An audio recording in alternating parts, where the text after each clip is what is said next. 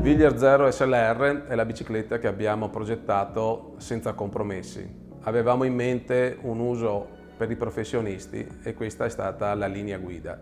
Una bicicletta per un uso professionale deve essere leggera, deve essere rigida e oggi deve essere integrata. Esistono nel mercato molti prodotti leggeri, nessuno di questi integra i cavi all'interno. La scommessa era fornire ai professionisti una bicicletta che fosse ai limiti del peso CI, 6,8 kg, con i freni a disco e i cavi completamente integrati nel telaio. È relativamente semplice costruire un telaio leggero, più difficile è fare un telaio leggero che sia anche molto rigido. Questa è una richiesta ovviamente che arriva dal mondo dei professionisti. Leggerezza ma rigidità. E su questa cosa abbiamo lavorato molto. Abbiamo lavorato con la fibra di carbonio, abbiamo lavorato con la tecnologia e abbiamo sviluppato questo nuovo telaio che pesa meno di 800 grammi. Un dato molto importante è il rapporto tra la rigidità e il peso. Con Villiers Zero SLR abbiamo una rigidità allo sterzo di 120 Nm che su 780 grammi di telaio portano un valore di quasi 154 Nm per chilo, un valore decisamente alto. Se lo paragoniamo al 0,7 di nostra produzione abbiamo aumentato almeno di un 24% questo rapporto, un grosso balzo in avanti. Ecco, per quanto riguarda i materiali che usiamo nel telaio, a 0,7, già nel 2011 usava un prodotto che chiamavamo Safe-Film, un materiale viscoelastico che aumentava l'efficienza nel smorzare le vibrazioni e aumentare la resistenza all'impatto. Con Villiers Zero SLR siamo andati un passo oltre. Oltre ai diversi tipi di carbonio che mescoliamo all'interno del telaio, abbiamo inserito un nuovo materiale, si tratta di polimeri a cristalli liquidi. È un prodotto che in questo caso non è unidirezionale ma è una maglia che viene inserita anche questa all'interno del telaio, aumenta la resistenza agli impatti e aumenta l'assorbimento delle vibrazioni.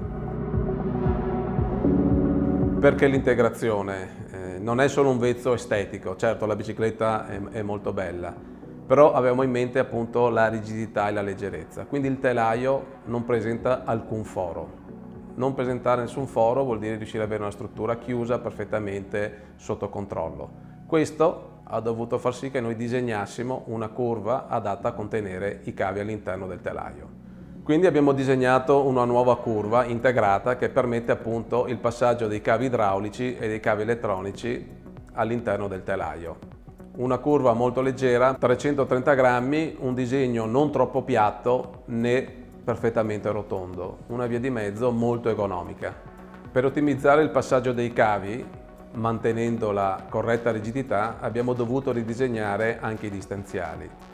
Oggi abbiamo un disegno che chiamiamo Easy Fit perché sono fatti in due parti che una volta collegati diventano un pezzo unico.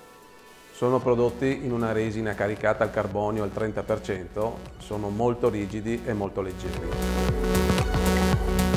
Villiers Zero SLR non è una bicicletta nata per essere aerodinamica, ma dove possibile abbiamo applicato gli studi fatti in Galleria del Vento con turbine 110 Pro.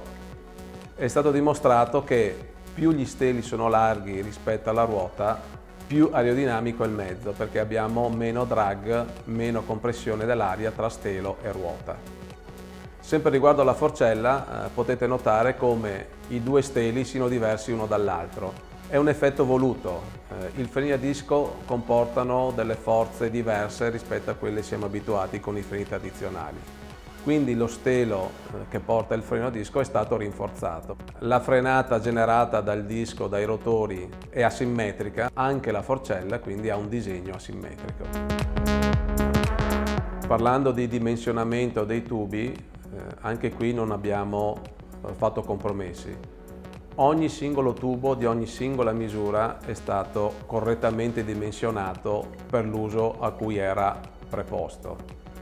Quindi tendenzialmente abbiamo dei tubi di maggiore sezione man mano che la misura del telaio aumenta e diminuiamo la sezione di tubi man mano che la misura di telai diminuisce. In questa maniera abbiamo un comportamento fluido e uguale su tutta la gamma dei telai. Noi chiamiamo questo concetto balance design.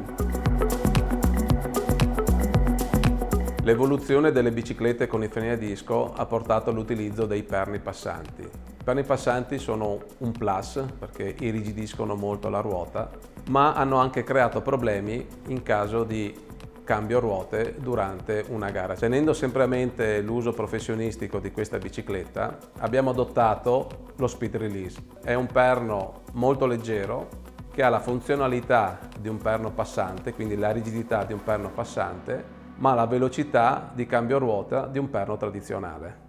È un sistema di sgancio che abbatte drasticamente i tempi del cambio ruota.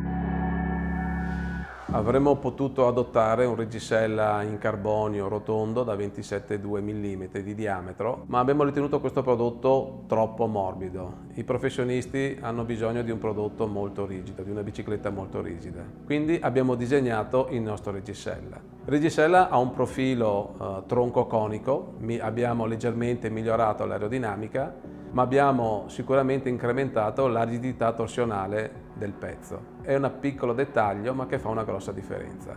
Il sistema di chiusura del reggisella è all'interno del telaio, anche questa è una piccola chicca.